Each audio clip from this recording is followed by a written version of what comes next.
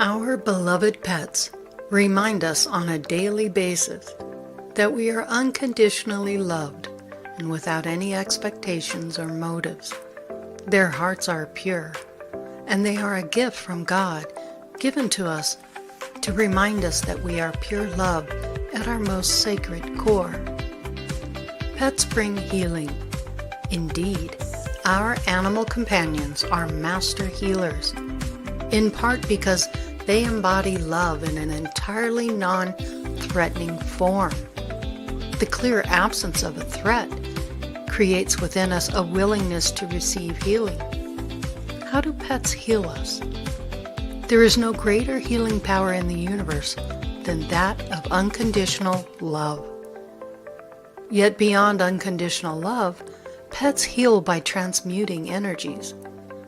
Even when we feel weak and small, our pets still come to us for care, and so remind us that we are strong enough, capable enough to provide it. Even when we are enmeshed in anger or blame, they sit joyfully at our side, radiating contentment and instill peace within us. When we feel shame, guilt, or unworthiness, they look at us and see only perfection.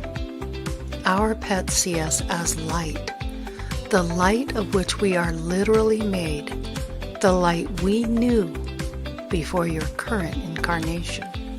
Just as people with amnesia do not remember those who were in their lives before the forgetting, so too do we not recall the pets that were with us before we were born.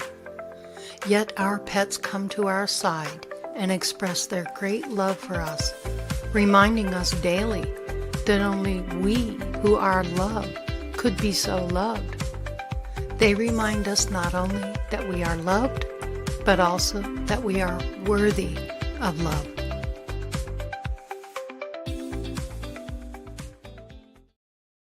All right, welcome everyone to Andromeda 7, your celestial gateway, your channel for spiritual exploration and expansion of consciousness.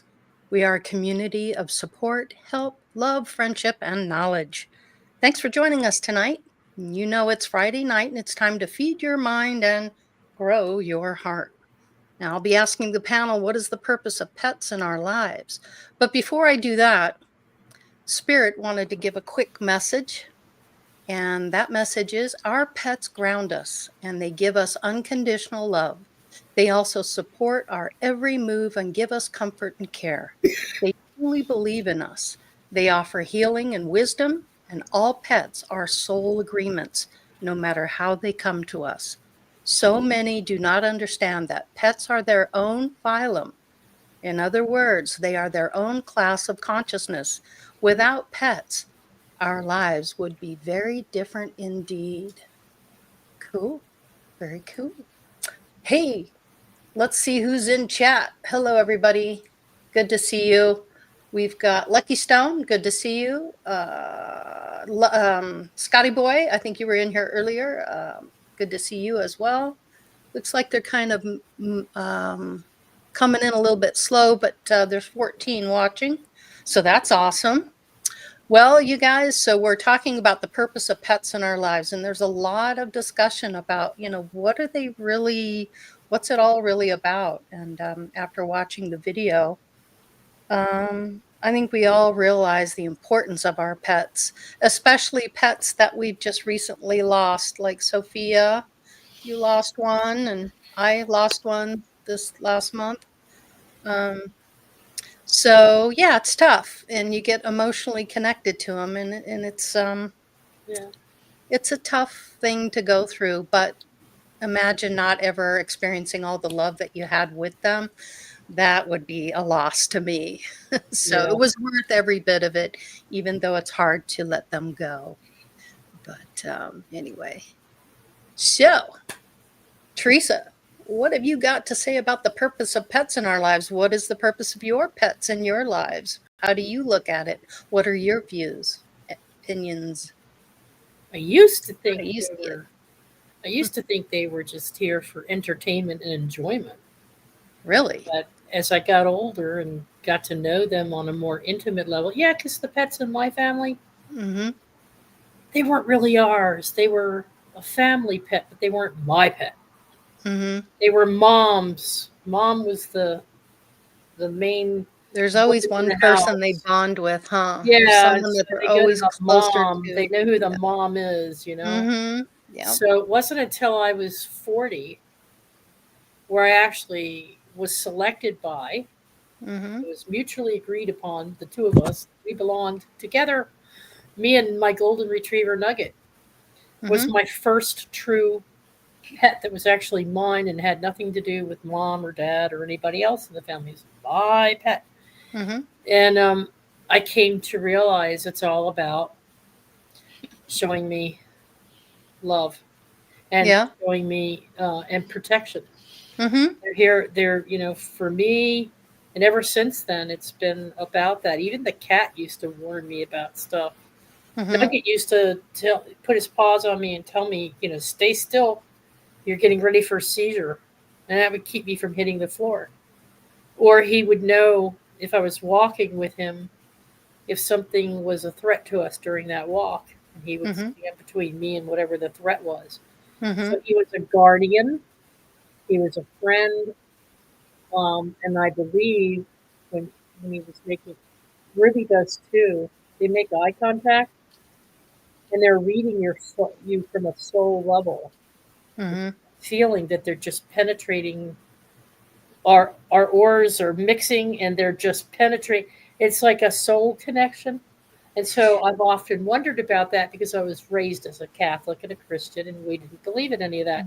Mm-hmm. But I've come to respect the fact that they do indeed, because I myself was have memories of being an animal in the animal phylum. So Mm-hmm. So there's a difference, but it's not.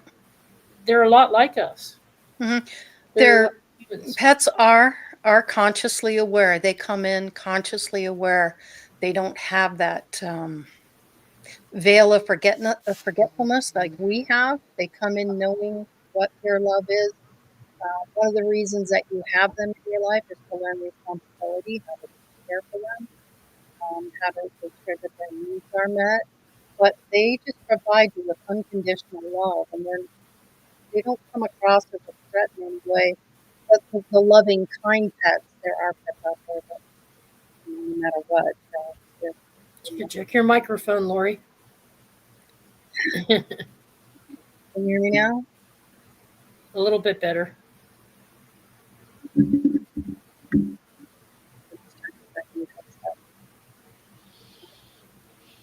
Go I ahead. thought it was me. There, that was I thought better. it was me too. No. Can you hear me Oh, now? there you go. There you go, Yes. Yep. buddy. Okay. Go ahead. You guys go ahead. Go ahead. Who's next? Yeah. Go ahead, Sophia. Oh, Oh, okay, Yeah. cool, cool. Yeah. Um, well, I can speak from my experience. Obviously, Molly Sue. I had the privilege of taking care of her for 15 years.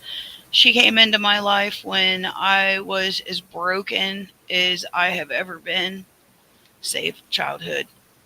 But I can say with 110% confidence that I would not be the version that I am now without her, because learning to embrace unconditional love, which is what animals bring to the table.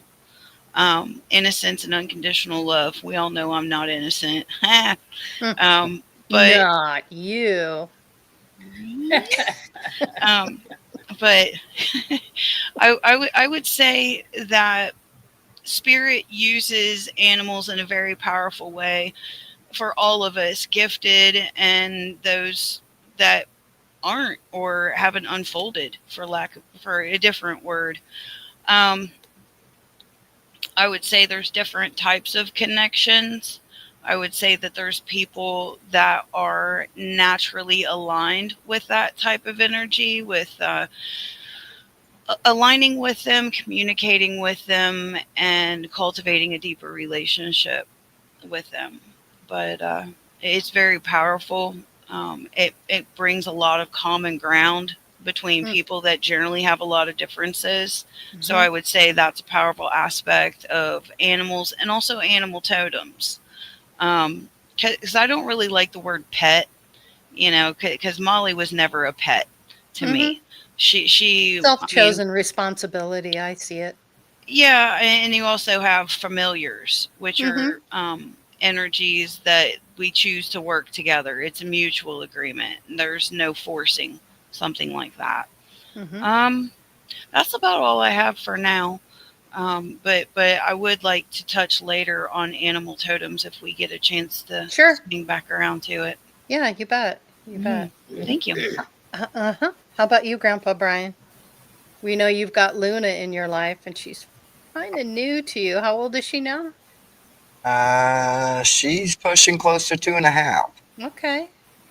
Yeah. Uh, What does she mean to you in your life? What's the purpose of her being in your life? What do you feel the purpose is? well, I never really dated much, so I spent the majority of my adult life single and Mhm. just, you know, thought about getting a dog. Me and mom talked about it, thought about it, and a year went by, and then all of a sudden, opportunity came, and I seen Luna, and I knew, all right, that's her.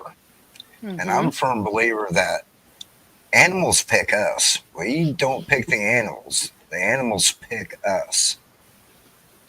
Like someone said, they have a knowing, so they actually know when they come in this Yeah. lifetime who their owner is going to be.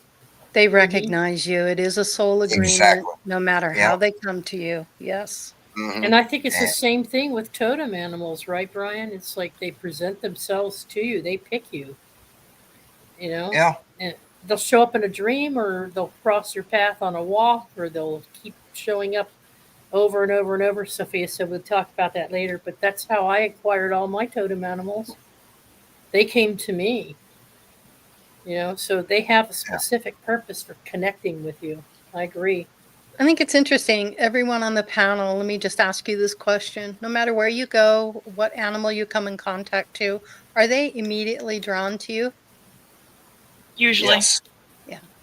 Because of your aura, and they can sense the unconditional love within you. You're not a threat. They know this innately. Yeah.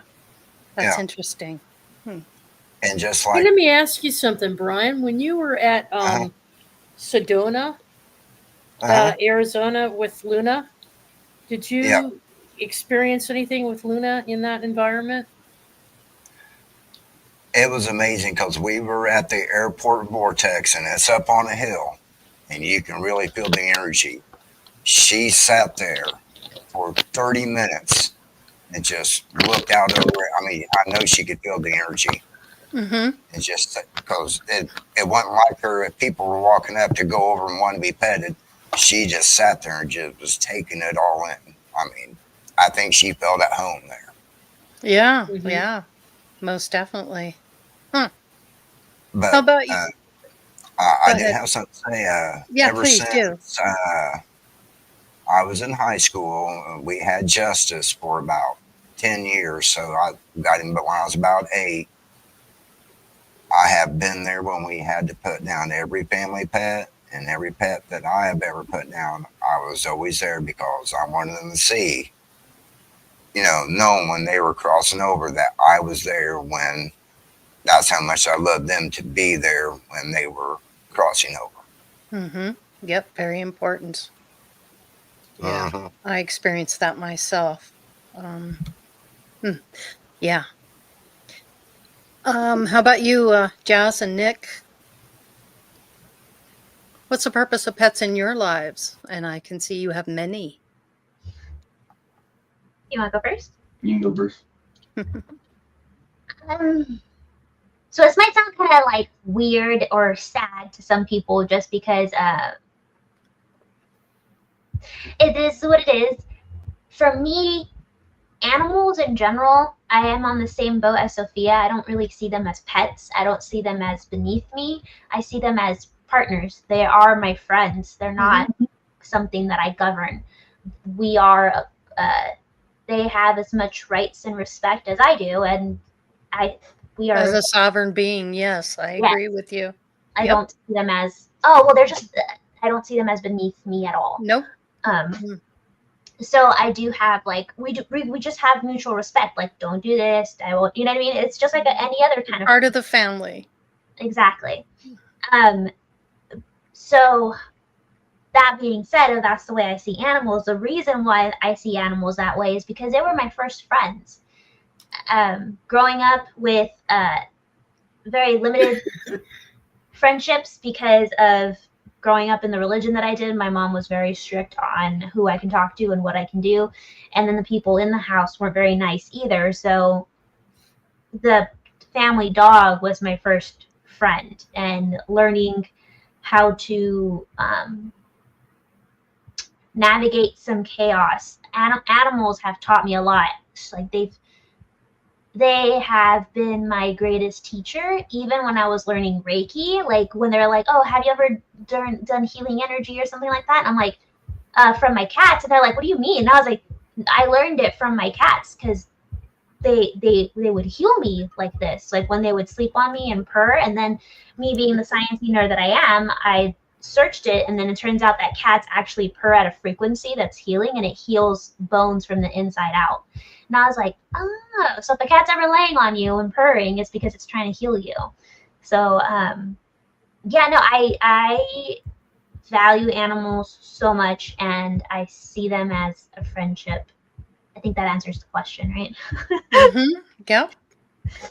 And how about you, Nick? You little cat lover back there?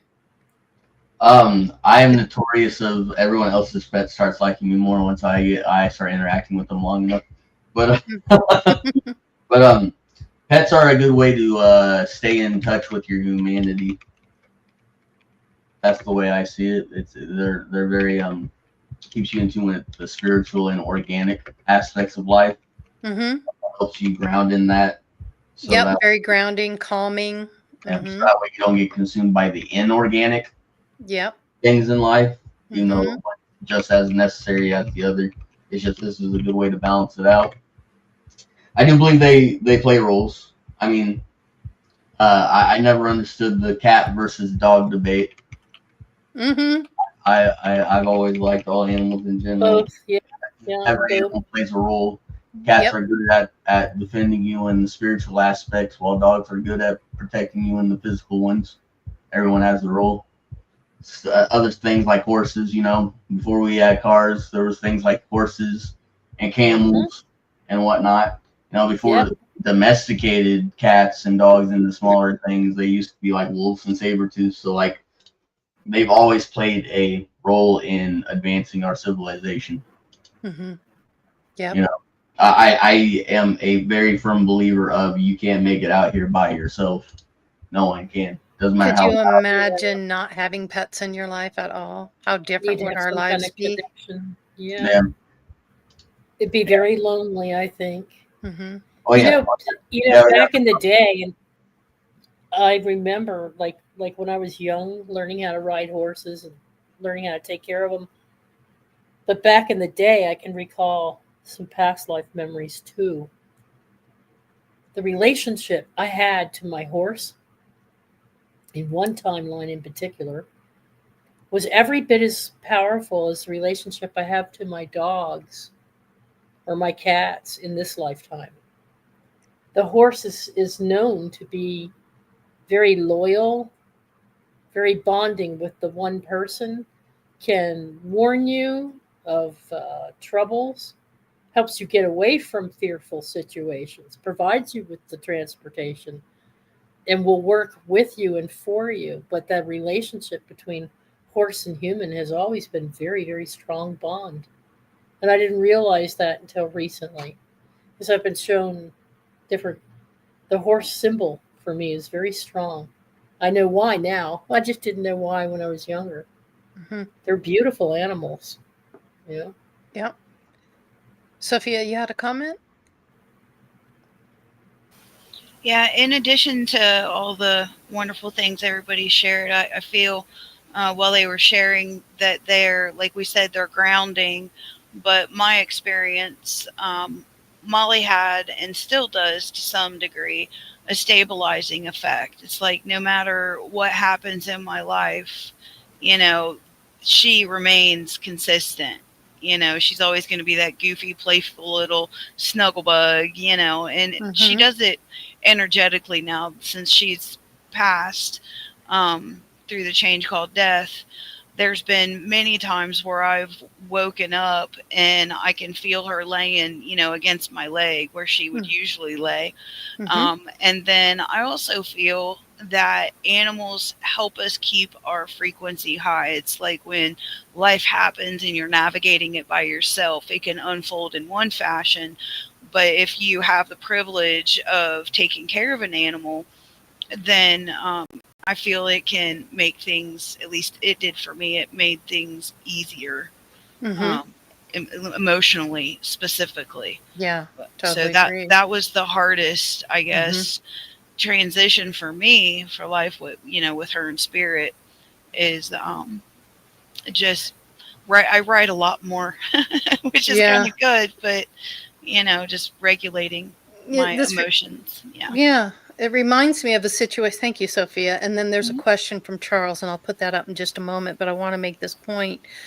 Um, a couple of years ago, when I went in to see a psychic, and I walked in the door, and she was like, "Whoa, you got a lot going on here." She's like, "You have this huge dog over here." I'm like, "Oh, yeah, that's my first dog." And he was a big dog.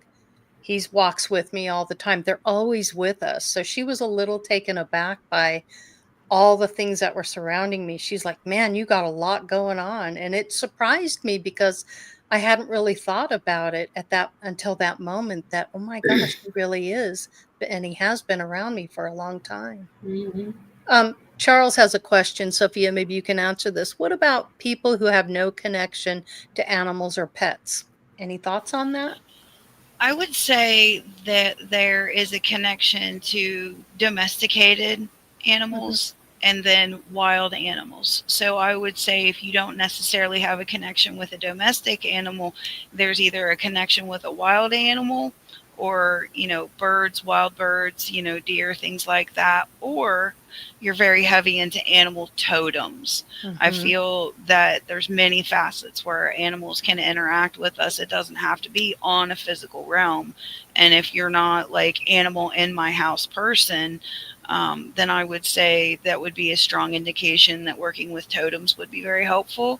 Hmm. And going outside and spending time with nature and seeing what manifests in that regard. Hmm. So that's what I would share about Cool. that. Nick, what What do about you? you? I know, hold on, Nick, I'm sensing that you've got a connection about this. What do you have to say about that? What about people who have no connection to animals or pets? What are your thoughts? Um, that's more of a. It's not that you're lacking the connection, and it's more so you're making the choice to not connect. Yep. Yep. It Um, doesn't have to be for everybody. yeah, Yeah. Yeah. yeah. Like if you explore it, eventually you'll find an affinity with at least some type of animal. Yeah. It's whatever you resonate with on an energy standpoint. All Mhm. every different animal resonates at a different frequency. Yep. Metaphysicians have a better time with animals because they can manipulate the frequencies to match, Hmm. and it gives us a level And of they're more open to those understanding. people. Yep. So, I agree. so it's just something you gotta make the conscious decision of wanting to try out. You know, Yeah. if you're Hmm. not connecting to animals, especially domesticated ones, that means you're closed off for some reason. You're closing yourself off to the rest of the world. Hmm. For Yep. for me, it's kind of like how Lucky and Sophia were saying. It's a choice. It's a difference. It's not bad. It's not better, and one's not better than the other. It just depends on how vital of a role did those animals play in your life. For me, it changed my life. If I didn't have animals, I'd probably be like an awkward ADHD, like very Yeah. aggressive, because animals taught me boundaries. Like, I can't go up and like yank a cat and like love it. It'll scratch your face. Like, you can't do that. Hmm. So animals did teach me a lot, and that's the reason why I have such a huge affinity with them, is because of the things that I was lacking elsewhere. Animals provided it for me. For most people that I come across that are just like, ew, animals, I'm just like, it just depends. Like, do you have an ill towards animals, or do you have like a indifference, or is it does it make you awkward? I feel like there's can be a lot of different reasons of why Mm-hmm. animals won't be your thing. Mm-hmm. For me, as long as you're not hurting an animal, I don't Yeah. really have any qualms with that. Mm-hmm. And some people have animals that shouldn't have animals. Yes. Yes. And they Oh, treat them definitely. poorly, like they do themselves. And that's unfortunate. It really is. But everything is learning. There's soul lessons and reasons for all of that. But I yeah. like how they visit you. I've had a couple of my animals, not all of them, but a couple of them have visited me after they've passed. Mm-hmm. And you think they're gone, and I used to think it was all psychological. Like you get used to their Mm-hmm. energy. And so when they're not there, you think you see them out of the corner of your eye, or you think you're feeling them or experiencing them, and it isn't real. Now I know it's real. Mm-hmm. It's It's just it's real. like far too many times where they've Mm-hmm. actually licked my hand and awakened me, and my own pets are sound asleep. And we got to talking about this in our chat in our Andromeda text box one afternoon, and Marsha Price jumped in, and Hannah was in there, and I guess you were in there too, Jazz. A couple of people were, and she was telling us about some experience she had had. So she sent me her story, which I'll share when you're ready for me to do that. But it's kind of profound because it's like a year later, 2 years later. I mean, I used to see Nugget all the time. Now I only see him once in a while, but he's still here. Every bit as much as Dalibor is still here, or my mom is still here, or my dad. They're still around you. You're just not tapping in and tuning in all the time. But they'll send you little signs, just like Lori's pop does when he set off the flashlights, or when Eric, her guide, comes in and makes weird, wacky things Oh, happen he in her knocked on room. my door the other morning. Oh my Knocked on God, my I heard door. I it. thought it was I know, I recorded it. I went to see if it was my mom at the door. Nobody was at the door, and I go into her room and she's asleep. And I'm like, gosh darn it, Eric, you got me again. Hello, spirit. Well, she comes back to me. We were having an exchange of Uh, voice messages, and mm-hmm. she comes back to me. She says, "I'm sorry. I had to. Somebody was knocking at my door. Go back and listen." So I go back and I listen to it, and I put it up to my ear real close, and I could hear her stomach growl a little bit. But then I heard I hold the just as phone on my plain as could stomach. be. Just I'm like, somebody Yeah. is in the house. Yeah. But nobody's in the house. Her mom was sound asleep. Yep. Wasn't mom. Yeah. It's I said, "Is it crazy. your cat? Does your cat know how to freaking knock?" No, it's not the cat. She was Well, downstairs. up So here. it was with Eric playing But his so little. Jazz has agreed to come on tonight to help us.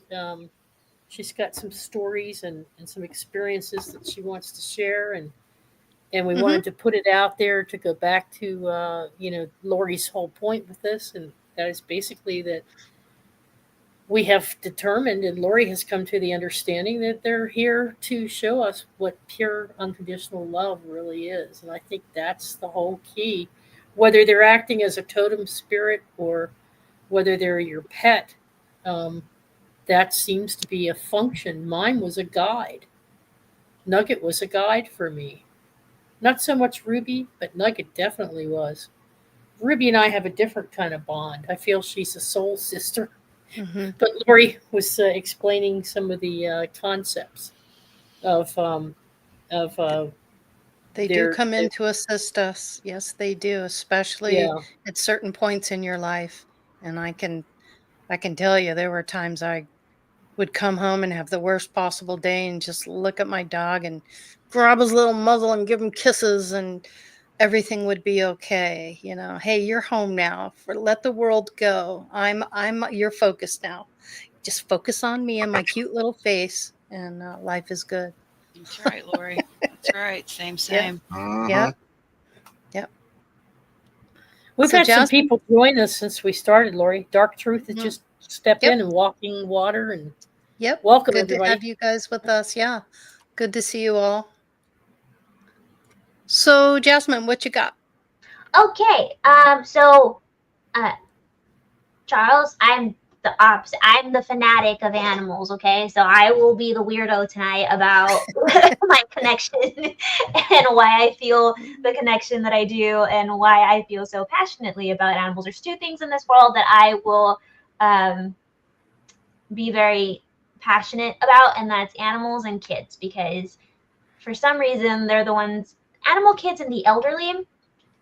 But for some reason, the first two, if I won't. I am too hot blooded. Yeah. God forbid you take advantage of a pet or you're doing something to your animal. You're In gonna hear front it of me, from I'm me. sorry. No, I'm gonna go crazy on you. Yep. mm. Yeah. I have a short story about that. In California, there's something called like the boardwalk or whatever, and there's a couple of homeless people that hang out around there. And I guess some guy was beating a dog, and my friend came back and she was crying because of that whole scene, right? And I'm like, okay, so what'd you do? And she's like, what do you mean? It was a grown man. And I was like, you did nothing? You did nothing? Yeah. You just What? kept walking? Yeah. So yeah, that didn't last long. But I was like, I can't do that. Last time that happened to me, it was a guy with a bow and arrow, and he was shooting possums. I stood in front of the bow and arrows, and he's just like, I just can't. It's a friend of mine that used to get really mad because he said that I was being super reckless about it, was like, what happens if you die? And I'm like, what happens if I live and I didn't do that? I wouldn't be able to live Yeah. with myself. Yeah. So I would rather die for what I believe in than turn my back on it. Like, I just can't do that. Because I'm a strong believer of nothing's a coincidence, that if something's happening in your path, it's for a reason. So if that animal crossed my path, it's for a reason. So this is going to be a good segue to go into the first presentation. Okay. And this is for Jet, and let's see. Jet is a cat that we found at Camp Chesterfield. And he was super wobbly, and his eyes were super dark, and he just looked really weak and really sick. And he came over for cuddles, and I was cuddling him. And then I tried picking him up, and then my hand touched something wet and gooey, and I was like, oh, what is this? And turns out that he has a huge injury underneath his arm. So I'm going to try to screen share this so that way you guys can see it. Yep.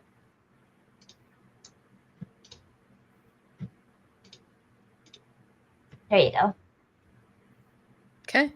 Aww. Oh. So he had this big gash. So we took him to the vet, and the vet said that it was probably like a coyote or something that tried to latch on to him, and it punctured underneath his armpit. No. And you can see that he's tipped. Yeah. So in the cat, when you have a tipped ear on a feline, that means that they're fixed already. You see the tipped ear? Oh. So that's not cool. Yeah. That's not cool at all. What's that about? They tip the ear to be able to mark them, because when you have a feral cat community, they are holding the population. I get it, but still. Yeah. I don't know why they came up. They said that was an easier marking than having to buy tags. I forgot what the documentary. Okay, well, makes sense, but still. But that's just what that's how. Yeah, I know. So we ended up taking him to the vet, and poor guy, he was like infested with fleas, and it was just. But this is him now. Look at him. It's all healed up. And how long ago was this? This was like a month ago. Really? He's quite at home now. Yes, he is. And he's 10 years old, and he has no top teeth. Aww. So I take it he eats more soft food than he does dry food, huh? Oh yes, definitely. But he loves his wet food. But the reason why I brought that up is because Nick and I were out there and we were debating, like, what do we do with this cat? And then we're like, well, obviously, again, he crossed our paths for a reason. So we took him and we gave him a home. Yeah. What do you does he communicate with you? What do you get from him? I don't know. He's so smart. He is so smart. He's spoken English before. yes. Why? Really? It's uncanny because you'll ask him like, "What do you want to do?" He's like, "What?" And I'm like, "Wait, did he just say that? Did he?" Really Wow. But it's funny because like when we had him at Camp Chesterfield, because his they couldn't sew up the wound because it had to breathe because it was underneath the armpit, so it had to have circulate like air circulating. Because if not, it would get moldy and it would get infected. So Yeah. we had to do that for he would walk around the campus and he would walk into the like around he would just walk around the campus, and it was very interesting for him because like he'll talk. How would you say it? What? When he talks? What do you mean? Because he'll like around 10 o'clock he'll start calling for me to go to bed because I'm usually in bed by 10, and if I'm not there he'll start like whining and complaining. But he talks when I communicate with him, he talks to me in full sentences. Most animals don't really like talking in full sentences. They'll give me pictures or snippets. They'll just be like meh, meh. And then depending on the type of animal, so like snakes for me talk really, really slow. And they'll be like, any reptile actually talks really, like a bearded dragon that I'm remembering, he'll look at me and he'll just be like, the water. And I'm just like, Yeah. And that's it. And I just, the water. And I'm like, fascinating. Anything else? Yeah. It's like, water. I'm like, Yeah. I got it. But bees and see, so sometimes people don't consider insects part of the animal community. I do consider insects part of the animal community. They're a life form. Yes. Respect all life. Insects and birds speak really, really fast. They speak really fast. And I think it has something to do with their heart rate and their heartbeat, because the faster their hearts have to beat, anything that's flying, their hearts beat really fast. So that probably has something to do with it. But let me go on to the other story that where we had to. It's funny because I feel like these animals, like they can tell when someone's there to help them and when someone's not there to help them. When we went to Mount Shasta, right after we left the Mount Shasta Museum, we came across this guy. And hawks normally, they don't hang around with people, and they don't hang around like close to people. They're usually like up far off. But as soon as we got out the door, and as soon as like we went to go to our next destination, this guy was hanging out right outside the door, and I was like, oh my gosh. And I was like, do you need help? Do you like what's wrong with you? And then as soon as I asked him like, what's wrong with you, that's when he showed me his eye. Can you tell us a little bit about that location in the significance of Mount Shasta, and where were you specifically? What part of Mount Shasta were you in when you found him? We're in Shasta City.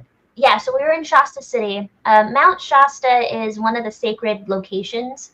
It is said to be one of, like Lumerians have ties to Mount Shasta. Lots of like cryptids. It's a very known spot for anything spiritual. The mountain itself is a volcano, and they have tons of different cloud formations that form around Mount Shasta, and they're very peculiar. So if you ever want to Google that, it's a very It's a very interesting location, very high energy, there's so much going on in that place. It's very interesting. So if you are in California, I would recommend taking the trip up north and checking it out. Yeah, go see my old kingdom. So he had that thing in his eye. So then we were on the phone trying to figure out what to do with him. So then I gave him like a little thing of water. You want to show a picture of him? Of this bird? Oh, is it not showing? Sorry. No. It's showing the wrong one. Okay. Yeah, they get spooked by people. There was one that followed me and Ruby around the lake. And I always knew intuitively that it was there. So it was not always in the exact same tree, but in the same vicinity. And it actually went on walks with me and Ruby. We would go all the way around the lake, and that thing would fly from tree to tree and follow us. Oh, that's so cool. And communicate, send me messages and communicate. And he'd be like, "How you been? Where you been?" And he had a real, he had a voice that would come into my thoughts. That was kind of like almost like a Gomer Pyle.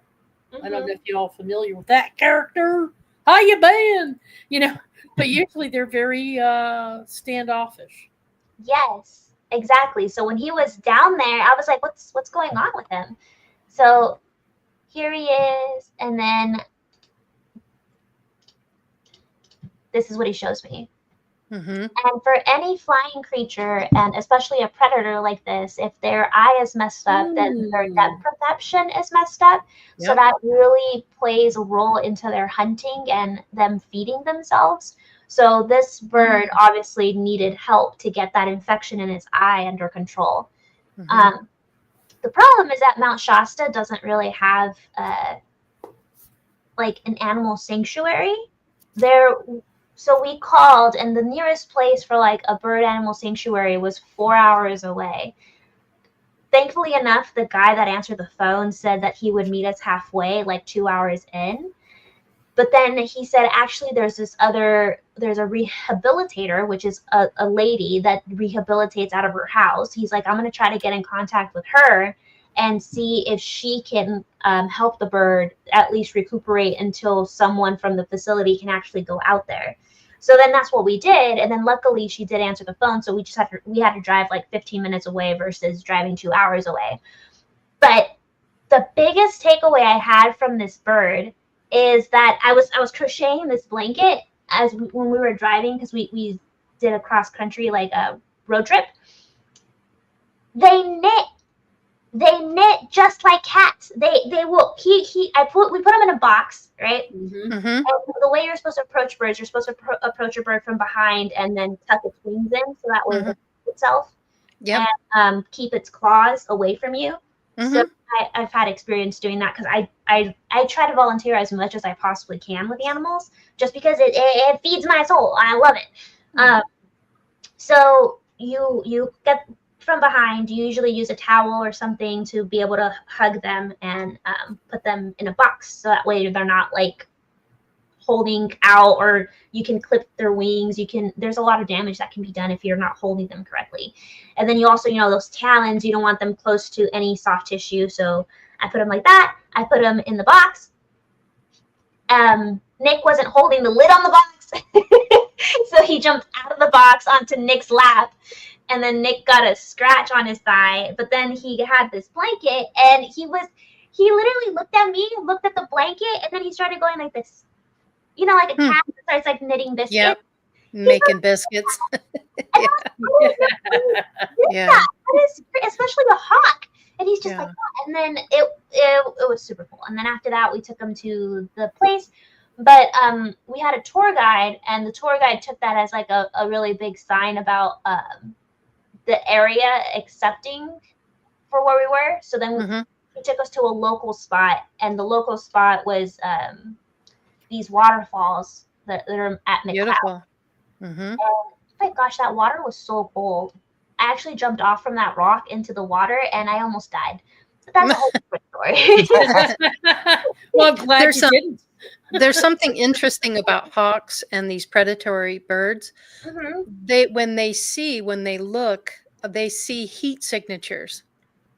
So they don't see like normal, like we do, or like your cat or dog. They see everything with a heat signature. That's how they hunt. So for that bird to not have good vision in that eye is going to throw everything off. And being able to hunt, it's not going to be able to provide for itself like it could. Exactly. So Mhm. that's. But it was so interesting because like as soon as I saw it there, and I know literally we were like from what like maybe 2 feet away from each other, and I Mhm. was like, what's wrong? Because again, normally they're up high. Sure. Their perception is so, what is it, that they can see like a field mice up from like Yeah. Yeah, they miles actually see the heat of that animal's signature. That's how they Heat spot them signature. Yeah. so well. So yeah, all it has to do is move and it can catch it from heights of That's where you're taking the picture. No exactly. quite a problem. blessing for you to Mm, experience that with hawk energy, yeah. because hawk, for some of you who tap into the angelic realms, hawk has that same energy as Gabriel the messenger, Hmm. and they bring you visions from a higher perspective.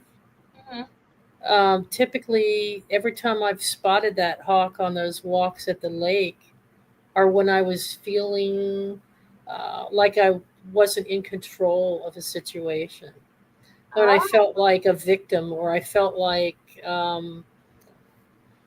my finances were getting worse, or I felt like I wasn't um, getting any better on the home front with things. So, whenever I was in distress, Hawk would come to me and remind me to be more of an observer, and to be more accepting of situations, going with the flow kind of thing. But they're also visionaries, and because you and Nick have this vision of opening a center for mhm. animals, the Yeah, very fact that Hawk came to you and said, "All right, like if you can help me, I can help you," is what I'm getting from this. yeah. Did you get that feeling? Yes, we did, because he did help us, because normally Good. we're supposed to do a lot of planning to go to Mount Shasta. Like there's like different guys. There's like it's supposed to be like done months in advance. Like, and we didn't Mm-hmm. know. But because we Yeah. had this experience with this hawk, the person that was doing our guide tour was like, no, I'm gonna take that as a sign that, you know, we're gonna make an exception for you guys. And we're like, oh, thanks. But because we were gonna meet, but then I had to cancel on her because I had to take care of the hawk, because obviously it needed help. So Hmm. yes, you're right in picking up that it was a So very. what eventually happened to the hawk? I'm sorry. What eventually happened to the hawk? So What was the outcome? the local lady that was like 15 minutes away was able to take him. Hmm.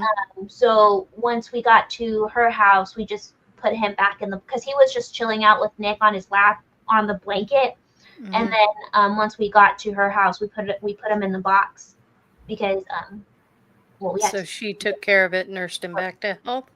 Yep. Oh, cool. All Yep. right. So that was, he was good. Mm-hmm. Um, the other thing that happens with animals is we went to the Wichita Mountains and we came across a bison. And Mm-hmm. I really wanted to see a bison because I've never seen one before. And Mhm. I was super excited. It was over 100 degrees, and they're like, you might not be able to see one because it's over 100 degrees. It'll usually be like in the shade or like, elsewhere. And I was like, no, but I really, really want to see one. So I have a funny little clip that I'll show you guys. Okay. They're powerful. They're big animals, aren't they? Whew. Oh, yeah. Oh my gosh, you got so close. Oh my god. And I'll tell you exactly of, we can't play the video of bison. Is it not working? No, it's funny. We tested this before and it doesn't want to. That's patootie. Okay, whatever. I'll just show you guys the pictures. The video doesn't want to play. Okay. So here is first picture. Well, the pictures are good too.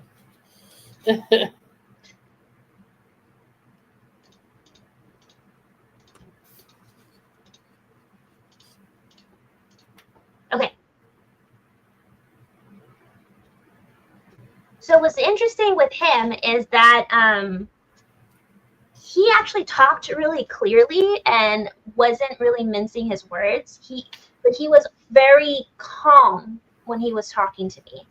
So I was like super excited to see them, right? So this is the one picture of the bison. Oh, will it play now? Oh.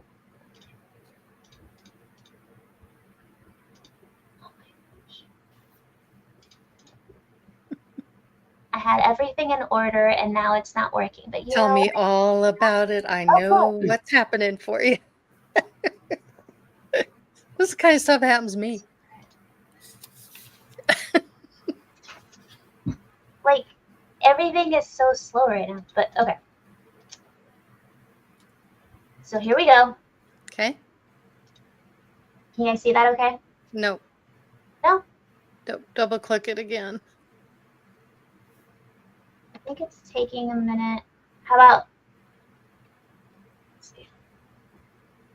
I wonder if it's the internet. Are you on the internet? No. Uh-uh. No, it's not showing? I see it, No, but just you're not your clicked on a screen. picture. Yeah, we see your desktop, but Double click on the bison picture. yeah. We see your desktop, so just go to the picture and go click, click. See if the double click doesn't work.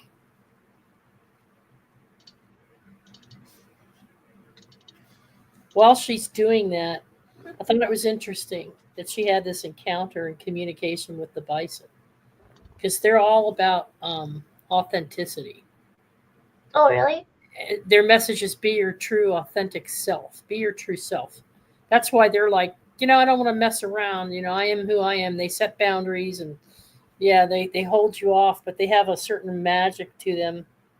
Let's see, I'm reading it right now. The magic of the bison is an ancient one that asks us to put aside the everyday and connect in with the natural world around you and that of the spirits. Having everyday rituals is an important touchstone for mental and spiritual health. They have a ritual. They walk the parameter. I sat there in Colorado and I watched them. They have a daily routine and a daily practice just like we do. So they'll eat their breakfast, they'll meditate for a while, and then they walk their parameter and mark their territory. They're very ordered fashion. So it's interesting that you were able Sophie, to break through and talk to them. yeah. Sophie, can you speak about totem animals, the importance and particulars about how that works? Especially for someone that doesn't know what is a totem animal. What is that all about? Well, I would say totem animals are things that you're drawn to. Example, a horse is a very powerful totem for me, as well as all birds. And I feel that they can appear in meditation, they can appear in your dreams, they can manifest in real life if we just choose to get quiet enough and have a receptive um, energy about us, because I feel a lot of animals will shy away from us, spiritual and physical, if we're too chaotic, if you Mm-hmm. will. Mm-hmm. But as far as like the totems, I would say you can use them as a focal point for meditation. There are a lot of spirit animal cards Mm-hmm. that have been very helpful. So, kind of like how you may draw a tarot card or a rune or something like that, you can use an animal totem to be like a focal point, instead of letting the mundane life continue to unfold in an unhealthy fashion. You can counterbalance that with focusing on a totem. And there are so many animals out there with different signatures behind them that they can be a source of encouragement. Like for me, when I was dealing with a lot of insecurity. The bear totem stepped forward, and this was a couple years ago. And it was just a bear, will generally mind its business unless it's hungry or it's mating season. But when it comes to their young, they can become very ferocious very quickly. So I felt a comforting, not that I had a need for them to be ferocious, but it was a very comforting energy knowing that they can be as tender and as gentle, but the other end of the spectrum per situation. So that's one example of a totem that I've worked with recently. Ravens, day one. They've always been there in some degree. Um, the wolf, the coyote.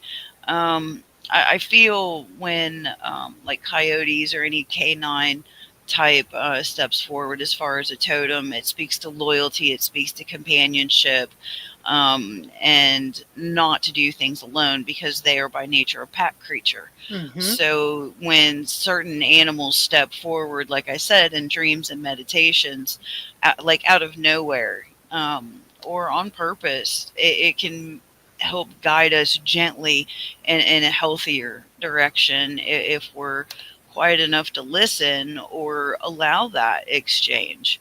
And it's very, for me, that's very sacred. Not only is a physical connection with animals, domestic and wild, very sacred, um, aligning your energy with another energy of a totem is equally powerful, just in more of a subtle and personal, fashion.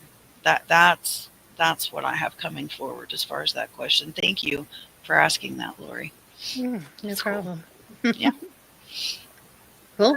I wanted to add to that, speaking about it spiritually, the big key concept with animals, or if you're ever working with animals, is exactly like Sophia said. You have to quiet your mind and center your energy, because animals are super sensitive to all of those fluctuations. So if you come to an animal and you're just like, ah, it's like, it will run from you because your energy is so forward and it's so pushed forward. You have to They see it as aggressive behavior. Yeah. Yeah. And we are the only creatures that smile with our teeth. And and to most, that's a sign of aggression. Yes, because you're baring your Don't fangs. do that if you're in the gorilla thingy there. Don't smile at a gorilla. That's a bad Exactly, you'll thing. be baring your fangs. A lot that I've picked up on is a lot of body language, but that's because you have to take the time to listen to the way they talk. Most of them, if you're not energetically inclined, they will talk to you. They will have different signs. It doesn't always have to be with a voice. My animals talk to me all the time. Have you met conversations people like all that? the time? Lori, have you met people like that too? When you smile at them, they just go. Oh, sure. I've had people in certain geographic locations, that they just have a different way of communicating with people, and they're unfriendly. And like Washington D.C., you do not want to cruise through some of those streets in Washington D.C. and smile at people, because they'll be like, "What are you looking at, you mother?" It's like I know, this, like on the East Coast or on that, like not New York, nice people. Rochester, that area, and nobody smiles, and I can kind of understand why. They don't see the sun very much. Yeah, Not like we do on the West Coast. So. Right. Sophia, But, oh, I'm sorry, go ahead. Teresa. That's all right. I didn't want to cut Jasmine off. I thought I heard her come in as I was saying. Yeah. Did I cut you off? I'm sorry. No. Okay. The only thing that I was going to say was that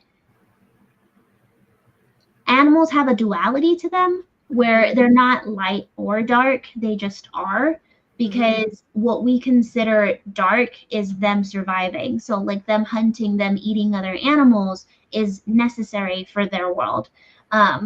So it's not whether it's a good thing or a bad thing. It's just, you can't get mad at a dog for acting like a dog. Like it's what it's programmed to do. That's the biggest thing that I see the difference between people and animals, is that we have, I don't know if you want to call it like free will, or Sophia, you can feel free to tell me what word I'm looking for, if it's the free will or if it's the mental capacity, because I do feel like animals are smart. Just as there's different personalities, all different animals, they have different levels of smartness, right? They have different levels of awareness. But I feel like the thing that sets humans and animals apart from each other is we are not slaves to our instinct. We can go against our own programming and we can unlearn things, and we can make those choices through free will. If you ask an animal to go against their instinct, it takes a lot of effort from them to go against that programming. I used to watch this one guy that used to hang out with a bunch of tigers and lions and go in their cages and hang out with them. And he almost got mauled because he put his back towards a tiger. And anytime you put your back towards a predator animal, they will attack you. Luckily, the lion stepped in and like stop that. It's something on, you can probably Google it or YouTube it. He was a really well-known guy. But that is the biggest difference that I see between animals and humans, is that we have a more capacity of going against that instinct where animals don't. Mm-hmm. Interesting. Sophia, you were going to make a comment?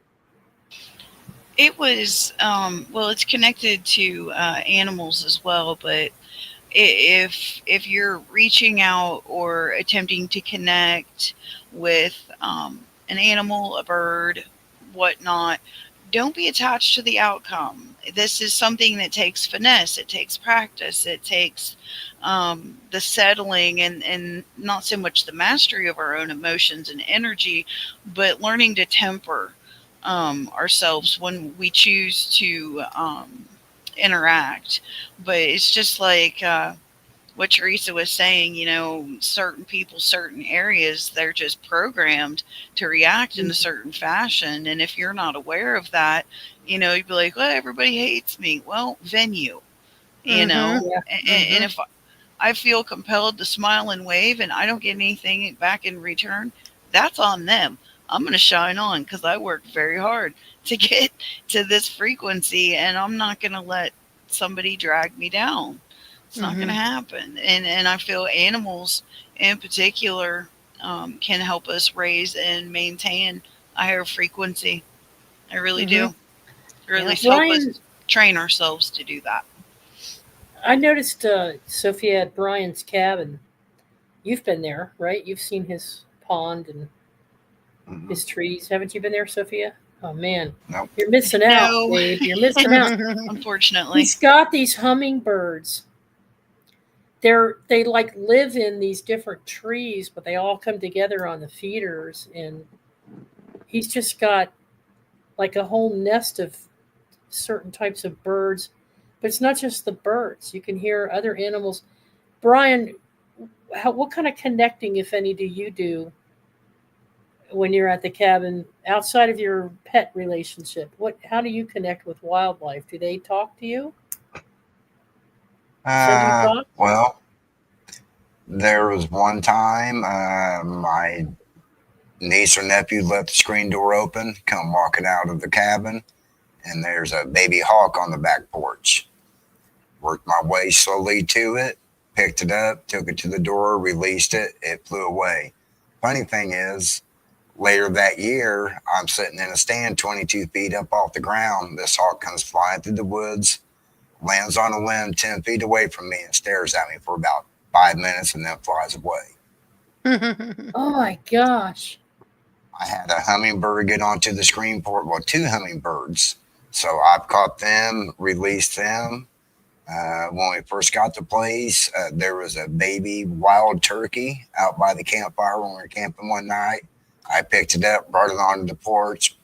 My nieces and nephews come running out the door. Here comes a little baby turkey. Whoop, jumps right back into my arms. Not here at the cabin, not here at the cabin, but I've had squirrels eat out of my hands, raccoons eat out of my hands. See, they're making physical contact with you. That's very rare. Yeah. I think they sense. Yeah, I think they sense your love in your heart. Because I know when I deal with animals, I get that too. Yeah. Yeah. And the only thing that has run from me that I walked up on was a bobcat, and we were 30 feet apart, and I was glad it ran. Yeah. Yeah. 'Cause bobcats are big. Don't run. Don't run away. Well, I still have my squirrel buddy. He's still alive. He's the one that jumped in my car at the lake and wouldn't get out of the car. And he's like, I'm not getting out of the car. And I said, come on, bud, you got to get out of the car. I can't take you with me. It's illegal. He's like, I don't care. I'm not getting out of the car. And so I waited patiently. I sat out on the ground and I left all four doors open. Ruby and I just sat down. So he had no stress. He was just sitting. Okay, you know how you have the backboard in your car, over the back seat? He got up into the window, in the back window, and he's just sat there like this. And he was like, let's roll. So I was like, fine, you're coming home with me. I rolled up the windows because I didn't want him splattering all over the highway, I came home, I opened the car door, he hops out. Just thanks, and he heads off. And I was like, okay, well, bye. Well, he comes back down the hill, comes up to the front yard. He's like in my front window of my house. And Ruby's letting me know that he's there. He eventually learned how to go over the fence in the side yard out here and get into the backyard. And so he would come up every day and take a peanut right out of my hand or whatever he wanted. And he'd hang out on the railing and he'd groom himself. Or he'd hang out on top of the greenhouse. And he lives in the tree right up above my shed. And he has a family now. He found a chick. This is a red squirrel, and they're very rare.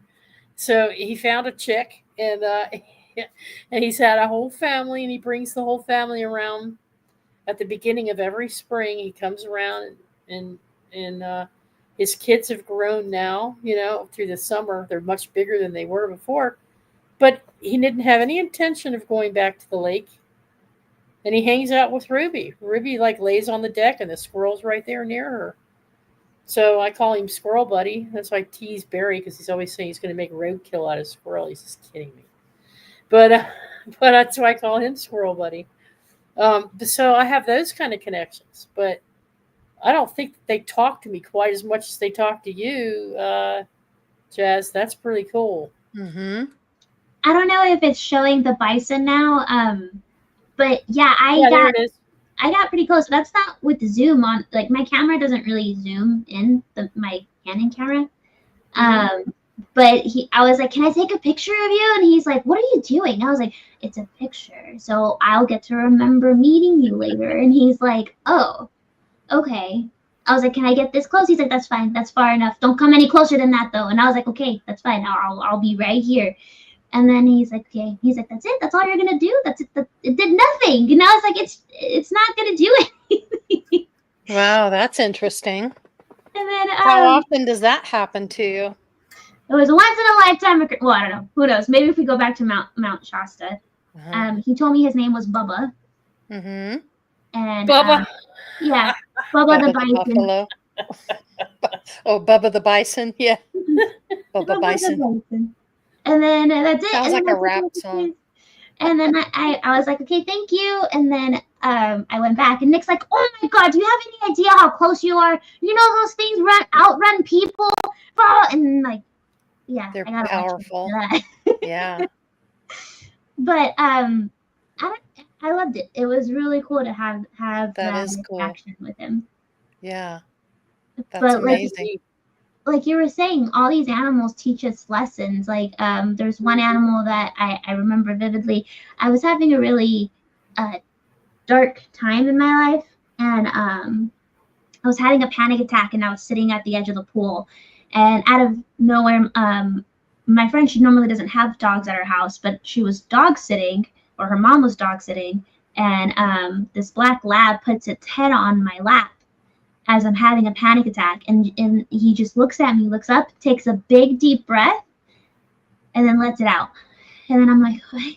He's showing you how to release that energy. Isn't that crazy? I was probably 12 at that time. Mm-hmm. And so then he did it again, and I started petting him, and then like I would feel his chest fill up with another deep breath, He's and then let it showing you. Mm-hmm. And I was just like, oh, Yeah. wow. And then all of a sudden, and then I Calm felt down. fine. This is what you do when you calm down. And he was giving you the example. He was showing you. And that's how pets really, pets or whatever you want to call them, animals, that's how they speak to you. You have to just Mhm. pay attention and pick up on those slight little nuances that they have. And Yeah, you can understand what they're trying to tell you. That's yes, amazing. yes. I feel like animals are like our little, they're like our little friends from beyond. Mm-hmm. Well, we do share the earth with them, don't we? We share the earth with Yeah. all kinds of animals. And it was funny because like taking this into like a spiritual aspect, that one of my guides that I was one of the first guides that I ever connected with was Gaia, right? And I was like, Mhm. Gaia, and they're like, yeah, like for the plant and the earth and stuff like that. I'm like, yeah, I don't litter and stuff, but I don't feel like a huge connection with like I'm not like an activist for like plants, you know? And they're like, what about animals? I was like, oh yeah, animals all the way. And they're like, that's where the connection's coming from. And I was like, oh, okay, that makes a lot more sense now. Mhm. Um, but I definitely feel that we can learn a lot from animals. That animals kind of help us regulate those emotions that we're not really taught how to cope with. You know what I mean? Mhm. Like with loss and with sadness and anger. Because I Mhm. remember like even though if I was angry about something, but if I came into the room and I was like, right, the animals will scurry and they would leave. And I'm just like, oh wait, I'm not mad at you guys. I'm mad at the situation. And but they But can't. they don't know that. Yeah. They Right. So don't see it that way. no, and Yeah. kids don't see it that way either. Like if you come in Mhm. angry like that, it's gonna have a an energetic reaction out of them. Uh, Mhm. Mm-hmm. so that's what I mean by like I learned a lot from animals because they helped me regulate how I was and how I went through the world because they were there. Mhm. Yeah. Well, let me ask the panel. So, Yes. because now that you've said this and you've shared these experiences, you've been through this. Sophia has shared what she knows. Brian and Lori has some stories about her dogs too. Um, what do you feel? And I'm going to ask Lori this question. Okay, I'm going to ask the host this question because I already know because I already asked her before, but I liked her answer. That's why I'm doing it. So, Lori, do animals have soul agreements with one another? Do they have soul agreements with us? Do we know about those agreements before we incarnate and an animal becomes our pet? Yep. So they're just as All aware. They have the same level of awareness that we do. In fact, they have more more so. awareness than we do in many ways. No matter how your animal comes to you, that was a soul agreement. Even if you think, oh, I was at the grocery store and there were puppies in a box and I took one home. That's an agreement, believe it or not. Um, Hmm. no matter how they come to you. And So yes, Jasmine had a soul agreement with that hawk to help that hawk, that's maybe. correct. And also the bison as well. That's the recognition from those animals for her. They recognize you, and that's the truth. It's Okay. true. Yeah. So if I say I have an agreement right now with Ruby, I feel a kindred connection to her, like a sister. Mhm. Um, and I know at one time I was learning to become. That's the discussion we had. Do you feel that when a new soul is created and they go through these phylums, these different kingdoms before they even become human, they're prepping to become human, right? Mhm. That's They're correct. learning to become human. Mhm. And then eventually they do incarnate as humans. It's the But process of becoming human, but you have to go through each phylum to you have to graduate from each phylum. So just as we as humans have been everything, every animal, every insect, you've been the air, you've been and I know this is hard for some people to grasp, but you are everything before you become human. Humanness is the final stage of your graduating, But and then is you there go ever through a a point? whole cycle of that with being human. Go ahead. Okay, so let's say you become more spiritually conscious and you grow and expand over centuries of different lives, coming in as an incarnated human being. But then you get the human experiences beyond the Hmm. animal experiences, and now you're ready to ascend, and you're so fully aware and developed. You move on to another frequency in a higher realm. Would there ever be a time where you would want to come back as an animal, and why would you? You could. It's rare. I've been told it's very rare to fall back. But if there's a situation where you're called in, very much like a guide would come in for a certain amount of time or an allotted point in your life, that can happen. It is possible, but it's very rare that um, that a human would come back and be an animal. There would have to be extenuating circumstances, and there would have to be a really good reason for that. But Like consciousness maybe. can enter and be they can come into any body they want to, but uh, that Mhm. has to be discussed and decided among the higher hierarchy in those planes of existence. Like What what if would they knew, for example, wouldn't this be an example, Sophia, like, and Lori, Jazz, if they knew that your contract that your agreement in this lifetime, this now, was to experience life like I did, which was not to be mated, not to be a mother, not to give birth, to be an independent woman, to step into more of my masculine energy, to learn how to be by self-sufficient, to run my own finances, run be my own, more oh, independent? be more independent. Thank you. Hmm. Um, but at the same time, I needed protection, and Hmm. so I have a guardian, but that guardian doesn't necessarily manifest itself to me physically. What if that guardian is actually Nugget, who kept me from having seizures, or who warned me, Your or animals held? can reincarnate. An animal can come back as an I've had my first dog I ever had came back as my second dog, because we didn't complete what we were supposed to do when I was a kid.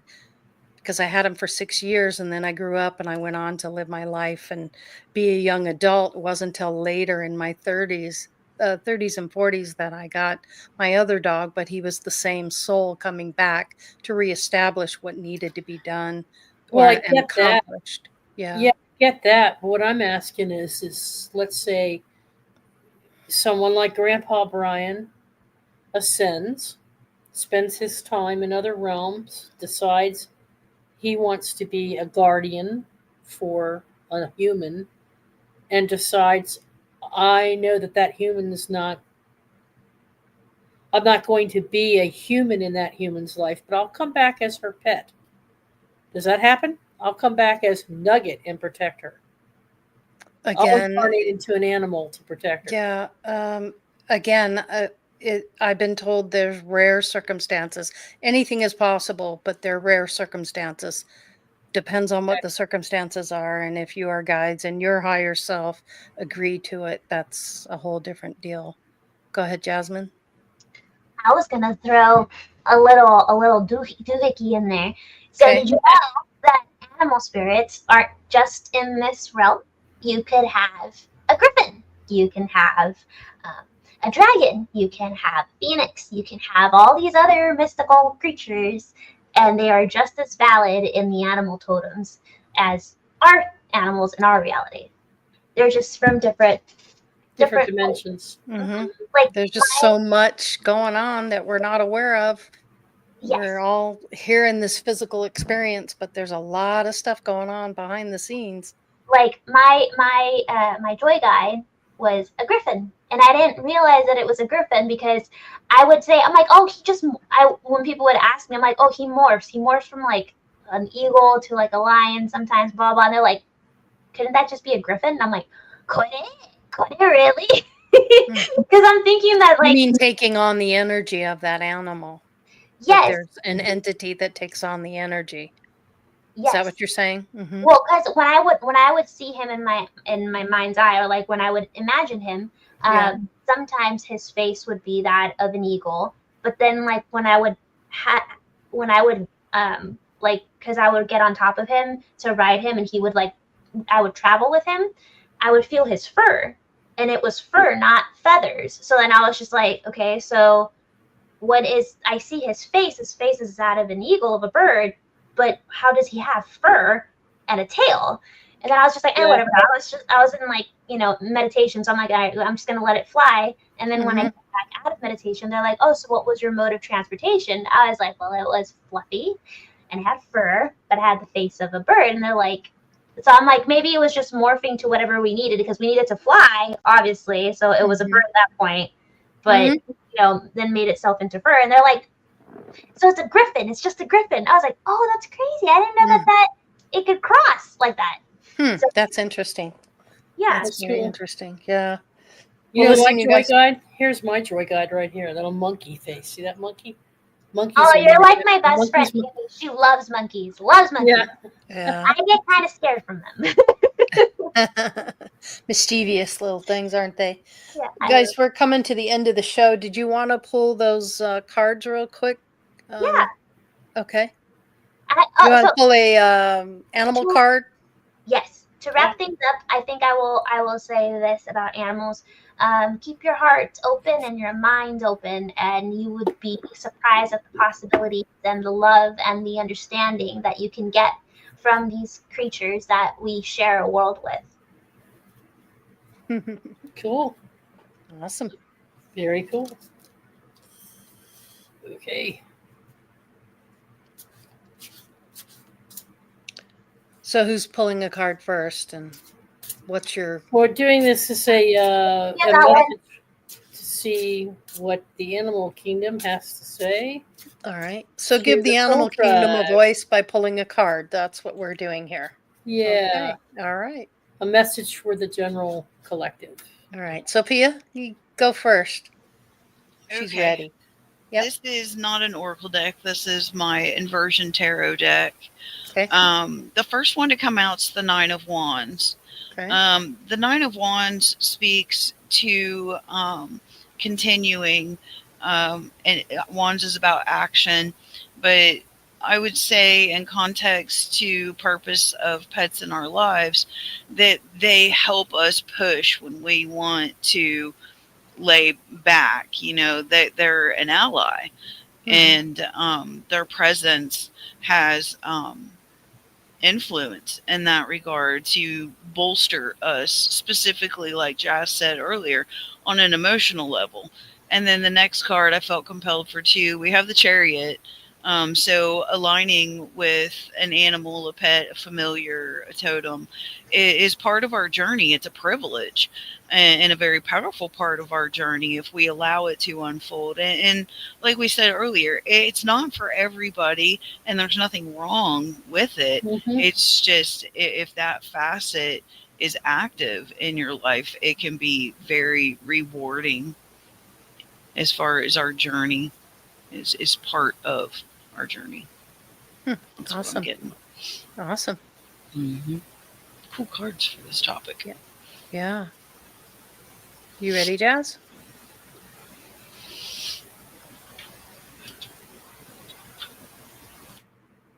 I was gonna say, oh my gosh, I'm sorry, my cat has been like, he wants attention for some reason.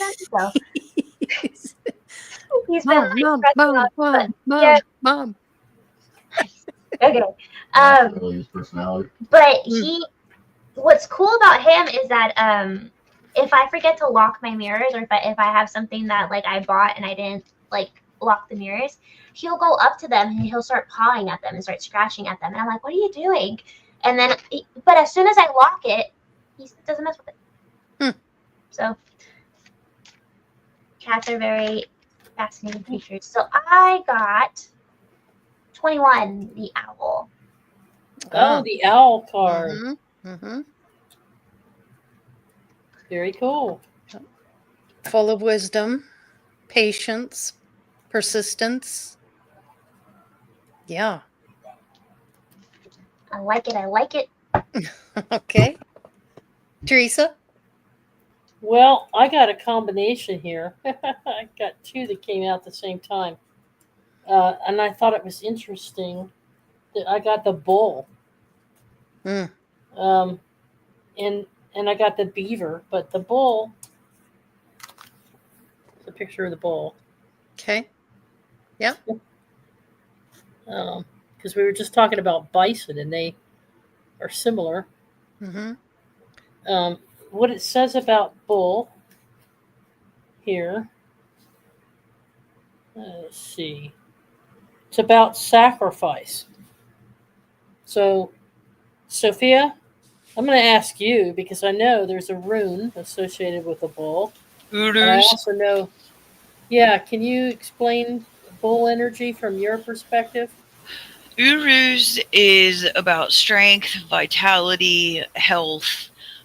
So for me, when the bull energy or the wild auroch, which is what Urus is about, it speaks to animals having that healing effect on us to help us ground and balance and regenerate. That's what I Uh-huh. feel would Healers. connect. Hmm. One of Yep. the things that Lori talked about before as we were collaborating and coming together on this program, and I was trying to pull it together to give um, Jazz sort of a framework, um, was the healing ability. It's not just the love, pure love, but how they have come to bring us healing and to give us strength and encouragement. And I guess that message tonight is reinforcing that. Why else would I have pulled Bull of all cards? Because it's not one of the ones I'm more familiar with. But I think it has to do with standing your ground, being strong, going on the defensive only when you have to. But it's healing. Heal yourself, physician. Heal thyself. Mm-hmm. Right. So that's what I get from that. You pulled another card. What would you say it was? Beaver? Beaver. Yeah. Mm-hmm. Now the beaver's interesting because beaver energy is, to me, it's always been about, and I've sat and watched them for hours. To me, it's always been about beyond survival. It's they are about unblocking, setting boundaries that are appropriate so that you don't get drowned, but also by blocking, they manipulate objects to create their dams. And so they're stopping the flow of water when they have to in specific situations for survival purposes. But then they will also open up those dams and let the waters flow when they have to more naturally. And so to me, a beaver is about stepping outside of survival mode and allowing things to flow naturally.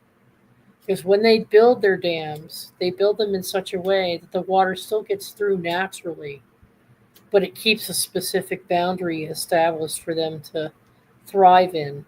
And so they very meticulously pick and choose those things in their life. I think that's the message from them. That's the healing energy that they bring to us, is the understanding of being able to. And if you watch them underground, like if you go to a zoo where they've actually set up the glass booths so you can see what the heck they're doing underwater, they are doing some pretty fantastic things. They tunnel kind of like a mouse does. So they have these conduits of water that they can travel through from one location to the other and come out and surface on a surface. So if they get attacked or they feel they're under attack, they just go into their conduits, underwater tunnels, and go from one tunnel to the other. So that's very clever. It's also very fast. They're very fast when they do that. So people always see them as an annoyance, but they're really teaching us about how to unblock certain energies, unblock, let things flow, but at the same time, pick and choose wisely which path or direction you take in life. And so that's what I think that the beaver teaches us. Now, I don't know what this book says about it because I've Mhm. never read it, but Yeah. that's what I get from beaver. Yep. Yep. Very cool. Anybody else? Final thoughts? Anything else anybody wants to say? We're coming to the end of the show, so we need to wrap it up. Oh, beaver, you got to do the work, Lori. Yeah. Yep. Yep. Do the work. Yep. You got it. Luke has something. I'm sorry? I have something. Final thoughts. Okay, Nick, sure. Sock it to us. Friendly reminder that at the end of the day, we're also animals. What's that? He said, say it again, Nick. What? I said a friendly reminder that at the end of the day, we're also animals. Oh, we're also animals. Yeah. Yeah. Yes, we are mammals, but there is a difference between humans and animals. There is a difference, but you gotta learn that you know, we're not above the cycle. We might be on the apex of it, but don't get so arrogant to think of that you're above it all. Mm-hmm. That is a surefire way of becoming part of the problem. Mm-hmm. So Yep. Are you There's a a link. responsible individual, whether you're an animal or not? Do you have a love in your heart, animal or not? Yeah. Mm-hmm. Mm-hmm. Yep. There's a All right. link to a lady called McKinnon in our YouTube channel description. And she had a video in there that I thought was really helpful for all of this. And I really like her because she did explain something I had never given thought to before. And what I'm getting out of this just reinforced the whole darn thing. They're more aware than we are. We have forgotten They are more because we're so aware. far removed from nature now. Because as a human, we have institutions and governments and religions, and we have all this, and the animals don't give a flying woo-ha about any of that kind of stuff. Do I have a warm bed? Do I have food in my belly? And do I have a place to go potty? But you watch Those are these movies and these video clips, they're loving their children. They're taking care of other animals' children. They'll even cross species and take care of another species of animal. Yeah. They're Pure will, unconditional love. They really are. Yeah. Yeah. Ooh. I think we all know that how the first time I felt that unconditional love from an animal was, it still leaves a mark on my heart, because that selflessness of what they do. It's an action. It's not, they don't have words, you know what I mean? It's not the emptiness of words. It's the fullness of those actions that they That's who they are. Yeah. For you. Mm-hmm. For you. Yep. And to me, I find it amazing, and it's beautiful, because to have that kind of capacity for someone else, like to put yourself in harm's way for someone else because you loved them. As it's, yeah. The reason I say that is because I had a really bad passing with my dog, my first dog. Long story short, she was on a vet table. And it's pretty high up. If you guys have ever seen vet tables, are pretty, like, they're at waist high. And I thought that she just had an injury on her boobies, but she didn't. She had cancer that was eating her from the inside out. So I thought it was going to be a quick, patch her up, take her home. And they're like, no, we're keeping her, we're putting her down, kind of thing. And I was just like, what? And I was pretty young at the time. I was like probably 14, and not a good space, because I was taught by religion that animals don't have the same rights as humans, that we don't come back. There is no heaven for them. There is no paradise for them. They're just gone. And I'm just like, so I'm panicking and like, oh my God, my best friend is like, are you kidding me? And I'm bawling my eyes out on the floor, and she pushes herself off the table to comfort you, puts her head in my hands, looks at me and smiles, and then she dies. And I'm just like, it still gives me like, Yep. so, but the fact that she threw herself off the table while she's dying to come comfort me because I'm crying on the floor. Tell me what human can have that kind of capacity. That's Yeah. right. Yep. Love. Yep. My nugget Love looked conquers up all. at me. I'm holding him. He's on the floor. I wasn't aware like I am today of things. It was the worst tragedy of my life. I just screamed bloody murder, and I held on to his, and my neighbors had to pull me off of him. The vet was like, "You need to get her off him." But as I was,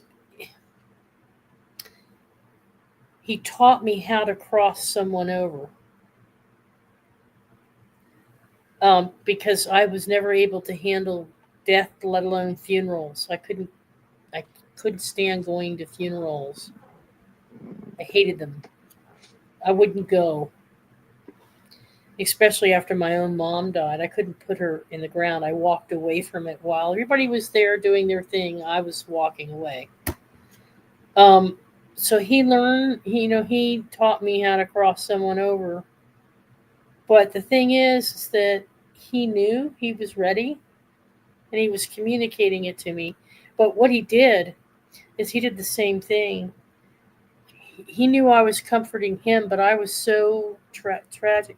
He just raised himself up with almost no energy. The dog raised himself up and put his head right here on my shoulder, and he put his paw up, and I'm holding on to him like this. He was telling me it was okay. Mm-hmm. That's how much they care, no matter how much pain he was in. And he knew that he was going to go to sleep eventually, and that was the last gesture he made, was to cling on to me. Mm-hmm. Yeah, know So, that your pets, when they do leave, they know what's coming. They understand where they're going, and they know it's yeah, pure positive love and healing. So they're more concerned about you than they are themselves because they know they're going to be fine. You, as the human, may not have that deep of an understanding before you go, but they certainly do know. So it's they haven't learned all the crap we've learned, so they don't have the they're baggage, they don't open. have the They're karma. wide open. They don't They're have closer the stuff. to source. Yep, Yeah, absolutely. Yeah. they're at that point where they're ready to ascend into the Mhm. spirit realm long They know before where we're they're ready to going. just. You Yeah, don't know where they're going. That's the yeah, thing, and you're emotionally crazy. attached. Yeah, Yeah. yeah. It's a Thank tough you, one. Jazz. And listen, I Yeah. wish you and Nick all the well wishes in the world for what your Mhm. dream, your vision, and your dream for the animal center, Mm-hmm. and Yeah.